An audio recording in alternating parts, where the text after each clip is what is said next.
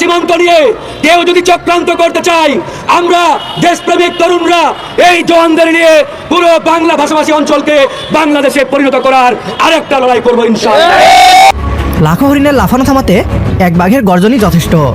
বাংলাদেশের বাঘের মতো এক গর্জনেই হরিণের মতো ভারতের বুক কাঁপতে শুরু করেছে। গত কয়েক সপ্তাহ ধরে ইসকন ষড়যন্ত্রকে পুঁজি করে ভারতের নেতা, এমপি এবং মন্ত্রীরা বাংলাদেশকে দখল করে নেওয়ার হুমকি দিচ্ছিল। বাংলাদেশকে উড়িয়ে দিবে, পৃথিবীর মানচিত্র থেকে নিঃশেষ করে দিবে, এমন হুঙ্কারও তাদের দিতে দেখা গিয়েছে। হরিণের মতো লাফালাফি করা ভারতকে এক গর্জনের মাধ্যমে কাঁপিয়ে দিল ছাত্র জনতার নতুন বাংলাদেশ। এবার বাংলাদেশ সেনাবাহিনী 4 দিনে কলকাতা দখলের হুঁশিয়ারি দিয়েছে। ভাবি মাঝে মাঝে বলেন যে পন্দে ঘু থাকলে মারি যেভাবে খুশি সেভাবে হাগা যায়। মানে সম্মানিত দর্শক মণ্ডলী, ভারত বাংলাদেশের চলমান রাজনৈতিক ইস্যুকে কেন্দ্র করে ভারত বাংলাদেশের উপর বিভিন্ন ক্ষেত্রে নিষেধাজ্ঞা আরোপ করেছে। কিন্তু এতে কি তাদের অনেক লাভ হয়ে গিয়েছে? বরং উল্টো তাদের ক্ষতি বৃদ্ধি পেয়েছে এবং তাদের ব্যবসায়ীরা এখন পথে বসতে শুরু করেছে। উল্টো দিকে বাংলাদেশ তাদের উপর এমন কিছু বিষয়ে নিষেধাজ্ঞা আরোপ করেছে যা শুনলে আপনি রীতিমতো অবাক হয়ে যাবেন। আর আজকের ভিডিওতে এ নিয়েই থাকছে বিশেষ কিছু প্রতিবেদন। তাই আজকের ভিডিওটি খুবই গুরুত্বপূর্ণ হতে যাচ্ছে। 1 সেকেন্ড না টেনে পুরো ভিডিওটি দেখার জন্য আহ্বান করছি। আর একটি ছোট্ট রিকোয়েস্ট করছি, তা হলো যদি আপনি আমাদের এই চ্যানেল নতুন দর্শক হয়ে থাকেন, অবশ্যই আমাদের এই চ্যানেলটি সাবস্ক্রাইব করে একটি লাইক দিয়ে পাশে থাকা বেল বাটনটি অন করে দিবেন।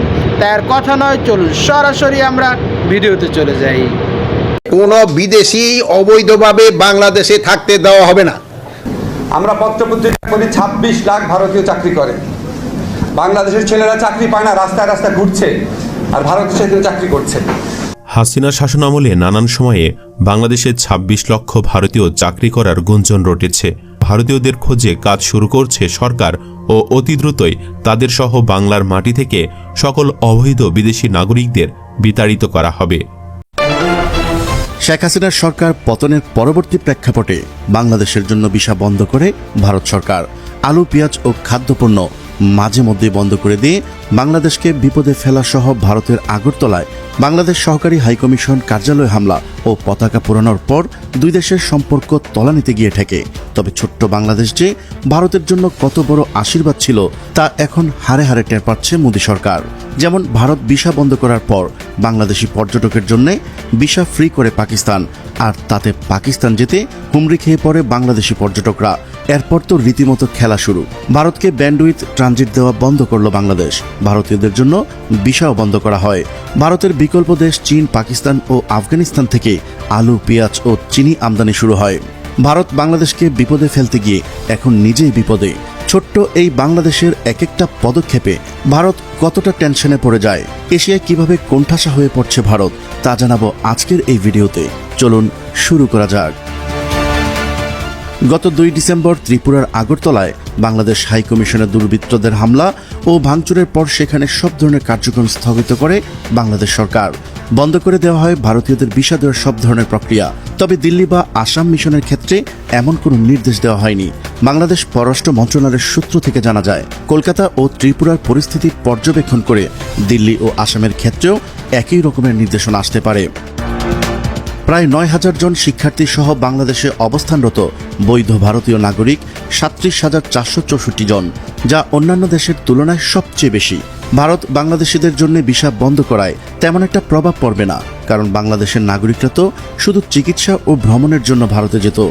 বরং ভারত ভিসা বন্ধ করাতে বিপুল পরিমাণ অর্থ দেশেই থেকে যাবে, আর চাঙ্গা হবে বাংলাদেশের অর্থনীতি।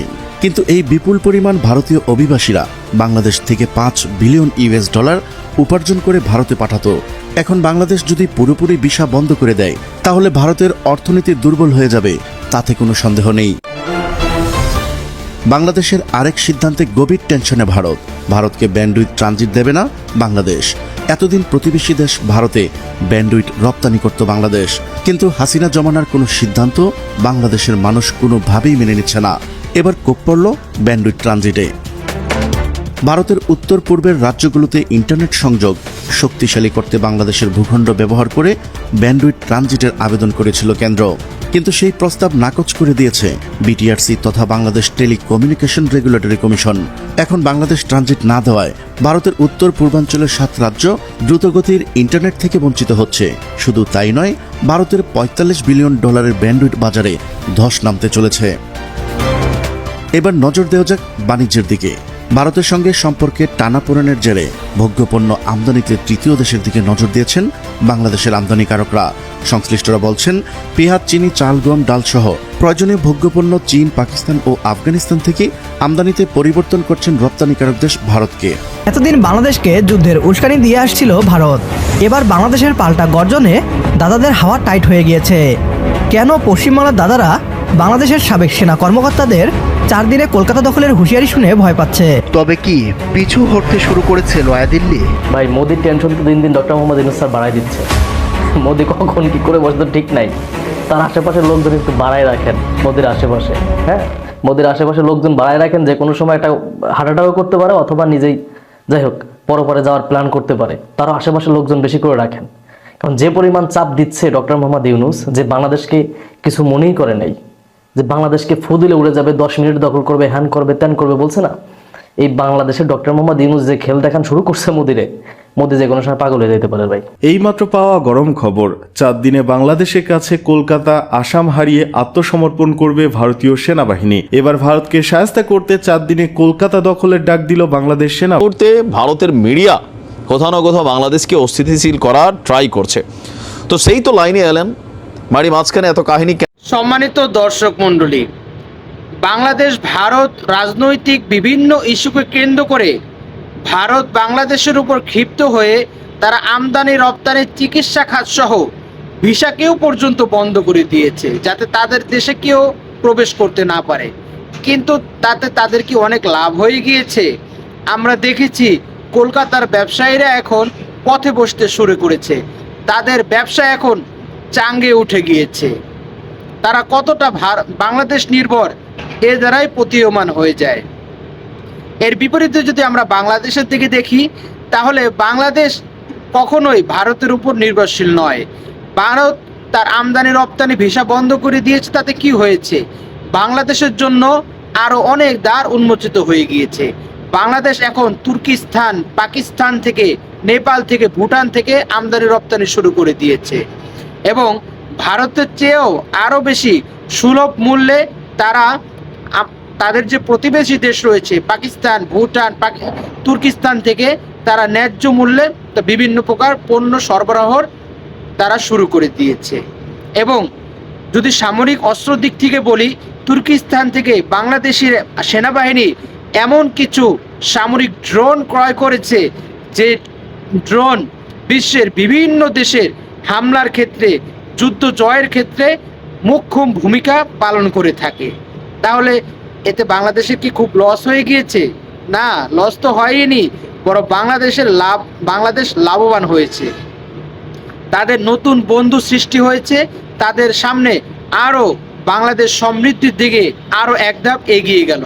উল্টো ভারত বাংলাদেশের সাথে বিদ্বেষ পোষণ করে তাদের শত্রুকেই বাড়ালো, নিজেদের ক্ষতিকেই ডেকে আনলো। আমরা যুদ্ধ চাই না, আমরা শান্তি চাই। সম্মানিত দর্শক মণ্ডলী, আজকের এই ভিডিও সম্পর্কে আপনার কি মতামত? অবশ্যই আপনার সেই মূল্যবান মতটি আমাদের কমেন্টস বক্সে জানাবেন। আর আজকের ভিডিওটি যদি আপনার ভালো লেগে থাকে, অবশ্যই আমাদের এই ভিডিওটি একটি লাইক দিয়ে শেয়ার করে দিবেন। আজ এ পর্যন্ত, সকলে ভালো থাকবেন, সুস্থ থাকবেন, নিরাপদ থাকবেন, এই আশা ব্যক্ত করে আজকের ভিডিও এখানেই শেষ করছি। আমিন ওয়া আখিরু দাওয়ানা আলহামদুলিল্লাহি রাব্বিল আলামিন। আসসালামু আলাইকুম ওয়া রাহমাতুল্লাহি ওয়া বারাকাতুহু।